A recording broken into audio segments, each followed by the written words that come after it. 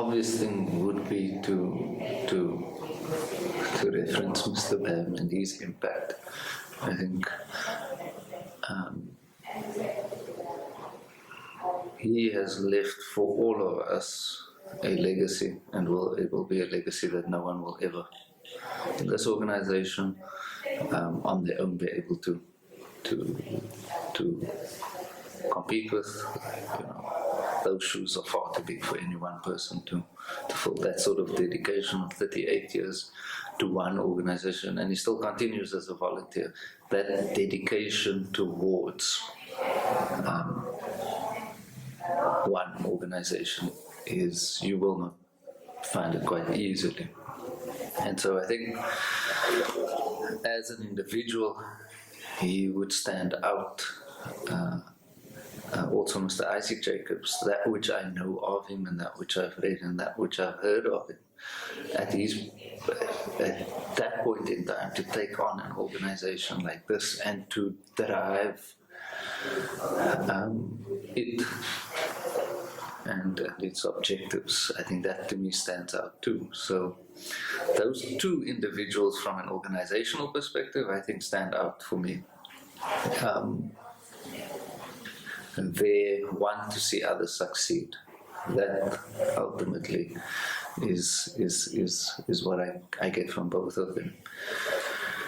So yeah, they stand out. If I look at there are just too many clients with many successes, and all of those would be different types of successes.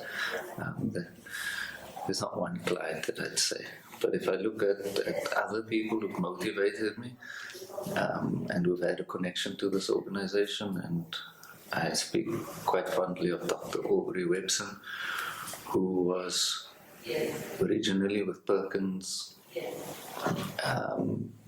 which is an organization in Boston, and his influence and impact on me as a blind person who's traveled the world, who's done development work in Africa, who's really set the tone for what it is that I have as expectations for other blind people. And at times I think it might be an unfair comparison, but or unfair expectation on others. But he's molded my thinking around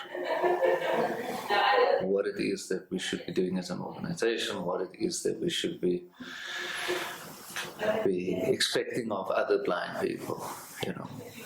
So he was blind at 4 years old, and he's moved on to being an ambassador for the United Nations, coming from Antigua, moving through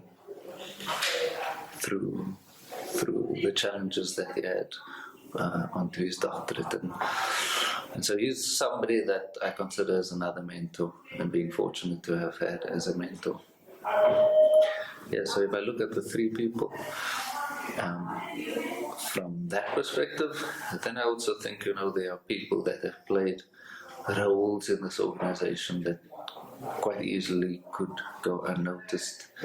So other than Mr. Bam, Ms. Edwards has been working here for, I think, many years, and her role is often unnoticed and underrated, but I think she's made a significant contribution to ensuring that this organization can actually be where it is. Yeah, and then Benita, who I think has led early childhood development for blind children to a large degree, and pragmatically rather than purely academically.